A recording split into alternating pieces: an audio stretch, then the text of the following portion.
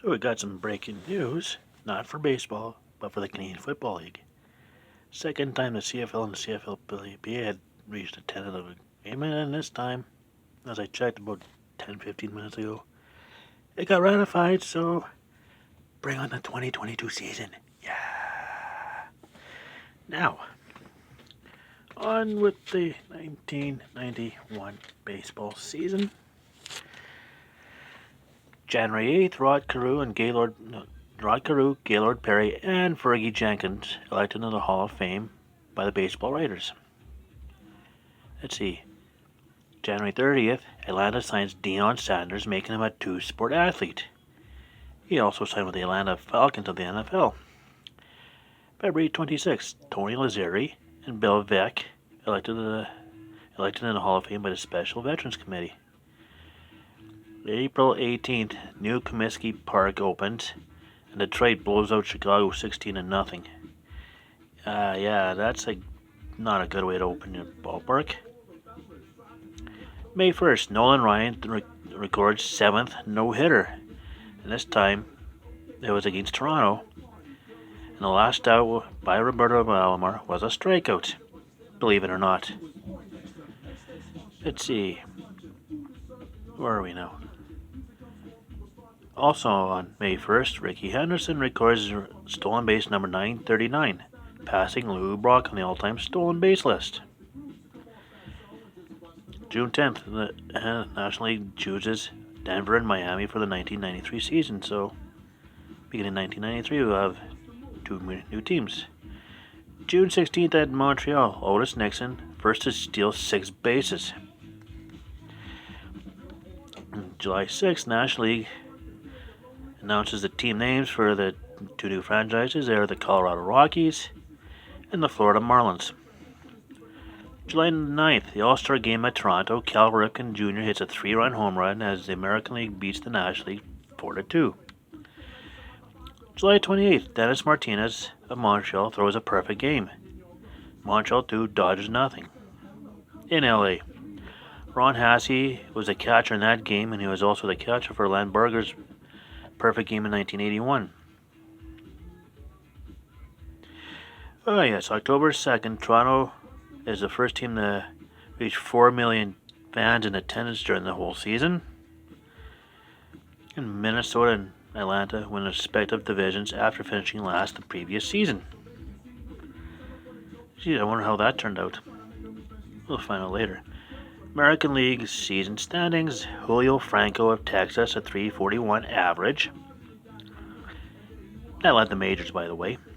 Jose Canseco of Oakland and Cecil Fielder of Detroit each hit 44 home runs. Also led the majors. There's a two-way tie. Cecil Fielder of Detroit also had 133 RBIs, so led the majors. Scott Erickson of Minnesota and Bill Gullickson of Detroit, 20 wins. That's a part of they were part of a 4-way tie for the Major League lead. But who are the other two? Well, let's find out in a minute here. Roger Clemens of Boston had a 2.62 ERA, which led the American League, and had 241 strikeouts, which was a tie for the Major League lead, but who with? Let's go find out. National League. Terry Pendleton of Atlanta, 319 average, led the National League. Howard Johnson of the Mets had 38 home runs, which led the National League, and had 117 home runs. 117 RBIs. Don't be hit that many. 117 RBIs did Howard Johnson have, which also led the National League. Tom Glavine of Atlanta and John Smiley of Pittsburgh also had 20 wins. They're the other two in that 4-way tie. Dennis Martinez of Montreal also had a 2.39 ERA, which led the majors. And David Cohn of the Mets had 241 strikeouts, which was tied Roger Clemens. Now, season standings. Okay, the American League East, Toronto's your Eastern Division champions at 91 and 71. Boston and Detroit were tied for second at 84 and 78, 7 back each. Milwaukee had 83 and 79, 8 back. Yankees went 71 and 91, 20 back. Baltimore goes 67-95, 24 back. And Cleveland went 57-105, 34 back. That was not good. American League West. Minnesota Twins are your Western Division champions, 95-67. Chicago went 87-75, 8 back. Texas went 85-77, 10 back. Oakland goes 84-78, 11 back. Seattle goes 83-79, 12 back. Kansas City goes 82-80, 13 back. And California goes 81-81, 14 back. It's amazing, the American League West, 500 or better. No, you don't see that too often. Just because 2 of the 3 teams in the American League East that were under 500 really sucked. National League East. Pittsburgh, 98-64. Eastern Division champions. St. Louis goes 84-78, 14 back. Philadelphia goes 78-84, 20 back. Chicago went 77-83, they're also 20 back. Mets go 77-84, 20 and a half back. Montreal goes 71-90, 26 and a half back. National League West. Atlanta, your Western Division champions. See, you just mentioned that Minnesota and Atlanta each went from worst to first. Atlanta went 94-68. Beat LA by 1 game. LA went 93-69. San Diego goes 84-78, 10 back. San Francisco goes 75-87, 19 back. Cincinnati goes 74-88, 20 back. From World Series champions to second last in the division. Ouch. What the hell happened to anybody, I guess. Houston goes 65-97, 29 back. Now we go to the playoffs. Between the first American League Championship Series between Minnesota and Toronto. Minnesota's home games were at the Metrodome. Toronto's home games were at the Skydome. It's game 1, October 8th in Minnesota. Twins 8, Jays 4. Game 2, October 9th in Minnesota. Jays 5, Mini 2. Game 3, October 11th in Toronto. Twins 3, Jays 2 and 10. Game 4, October 12th in Toronto. Minnesota 9, Toronto 3. And Game 5, October 13th in Toronto. Twins 8, Toronto 5.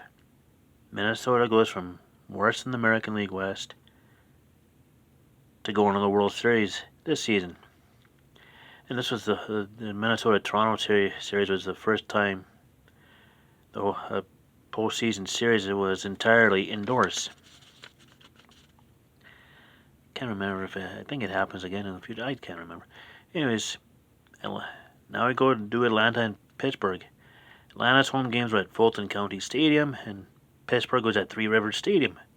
Start Game 1, October 9th in Pittsburgh. Pittsburgh 5, Atlanta 1. Game 2, October 10th in Pittsburgh. Atlanta 1, Pittsburgh nothing. Game 3, October 12th in Atlanta. Atlanta 10, Pittsburgh 3. Game 4 on October 13th in Atlanta. Pittsburgh 3, Atlanta 2. I think that's 2-2. Game 5, October 14th in Atlanta. Pittsburgh 1, Atlanta nothing. Game 6, October 16th in Pittsburgh. Can Pittsburgh wrap it up? Nope. Atlanta 1, Pittsburgh nothing. Game 7, October 17th in Pittsburgh. Atlanta 4, Pittsburgh nothing. Atlanta in Minnesota in the World Series. Both from last in 1990 to first the World Series finalists. Let's see how this turns out. Game 1, October 19th in Minnesota. Twins 5, Atlanta 2. Game 2, October 20th in Minnesota. Minnesota 3, Atlanta 2. Game 3, October 22nd in Atlanta. Atlanta 5, Minnesota 4 in 12 innings. Game 4, October 23rd in Atlanta. Atlanta 3, Minnesota 2. Game 5, October 24th in Atlanta. Atlanta 14, Minnesota 5. That's right. Atlanta 14, Minnesota 5. They're up 3-2. Can they win it in Minnesota? Game 6, October 26th in Minnesota. Minnesota 4, Atlanta 3 in 11 innings. So we got a Game 7.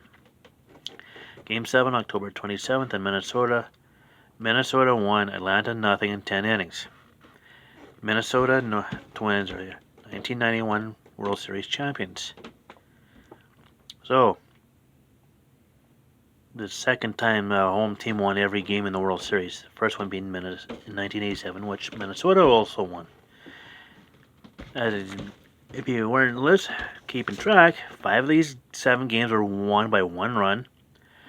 4 of them decided in the last at bat. Yeah, pretty much. Yeah. Okay. 3 of them were in extra. 3 of them were won in extra innings. Well, obviously. And Game 7, Jack Morris threw a complete game, 10 innings, shutout win. Kirby Puckett drove in the winning run in the bottom of the 10th. So there you go. Let's see. Yeah,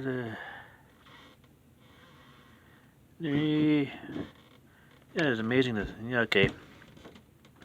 Anyways, there's your 1991 season. Tomorrow, 1992. And who do we got in the World Series tomorrow? Stay tuned.